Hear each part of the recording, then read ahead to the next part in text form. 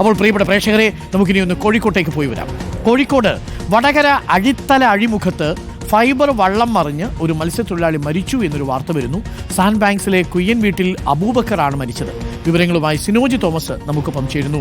Sinoj, good morning Sinoj. എപ്പോഴായിരുന്നു ഈ സംഭവം സിനോജ്? ബാക്കി ആളുകൾ ആരെങ്കിലും ഉണ്ടായിരുന്നോ ഈ വള്ളത്തിൽ? അവരുടെയൊക്കെ അവസ്ഥ എന്താണ്?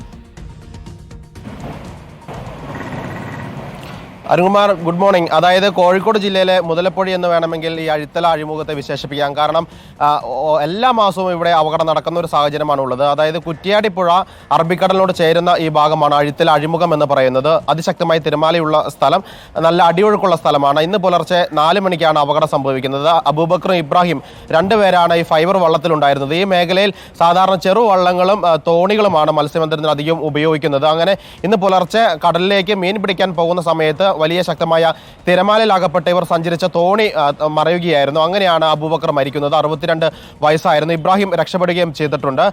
നാട്ടുകാരാണ്, അവിടെയുള്ള മത്സ്യത്തൊഴിലാളികൾ തന്നെയാണ് അബൂബക്കറിനെ പുറത്തേക്ക് അവിടെ നിന്ന് എത്തിക്കുകയും ചെയ്യുന്നത്. അതിശക്തമായ തിരമാലയിലാകപ്പെട്ട് ഈ ബോട്ടുകൾ കടലിലേക്ക് ഇറങ്ങുന്ന സമയത്തും മീൻ പിടിച്ച് തിരികെ കരയിലേക്ക് വരുന്ന സമയത്തുമാണ് സാധാരണ അപകടങ്ങൾ പതിവാകുന്നത്. ഏതായാലും ഒരു അനിഷ്ട സംഭവം തന്നെയാണ് ഉണ്ടായിരിക്കുന്നത്.